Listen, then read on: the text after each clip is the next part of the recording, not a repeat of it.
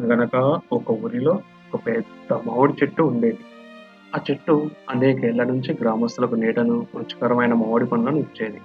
పిల్లలు ఆ చెట్టు కింద రకరకాల ఆటలు ఆడుకునేవారు. ఆ ఊరిలో రాము అనే ఒక చిన్న బాబు ఉండేవాడు. రాముకి ఆ చెట్టు అంటే చాలా ఇష్టం. ప్రతిరోజు చెట్టును చూసి చెట్టుతో ఈ విధంగా మాట్లాడేవాడు. "ఓ మామిడి చెట్టు, నీడను, పండ్లను ఇచ్చినందుకు ధన్యవాదాలు. నువ్వు చాలా మంచిదానివి" అని చెప్పేవాడు. ఆ మాటలు విని ఆనందంగా తన కొమ్మలను ఊపేది. "స్వాగతం బాబూ" అని చెప్పినట్టుగా రాముకి అనిపించేది. ఒకరోజు ఒక స్వార్థపూరిత వ్యాపారి ఆ గ్రామానికి వచ్చాడు. అతను చెట్టును చూసి, "ఈ చెట్టును నరికేసి దాని కలపతో చాలా డబ్బు సంపాదించవచ్చు కదా" అని ఆలోచించసాగాడు. ఆ వ్యాపారి ఆ గ్రామ పెద్దల వద్దకు వెళ్లి చెట్టును తనకమ్మమని, దానికి బదులుగా గ్రామస్తులకు బంగారం ఇస్తా అని చెప్పాడు. గ్రామ పెద్దలు మొదట ఎందుకు ఒప్పుకోలేదు. కానీ ఆ బంగారాన్ని చూసి ఆలోచించసాగారు.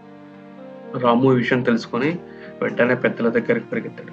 "బాబాయిలు, దయచేసి ఆ చెట్టును నరకవద్దు. అది మనకు నీడను, పండ్లను, ఆనందాన్ని ఇస్తుంది.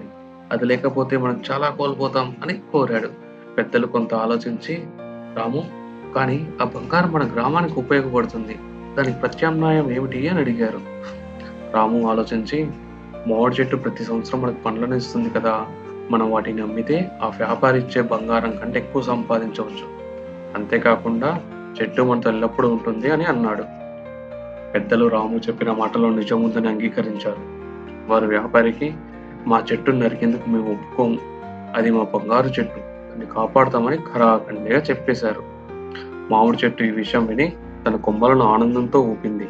ఆ రోజు నుంచి గ్రామస్తులు చెట్టును మరింత శ్రద్ధగా కాపాడారు. మామిడి చెట్టు వారికి ఆ విధంగా అనేక తరతరాల పాటు నీడను, మామిడి పండ్లను అందించేది.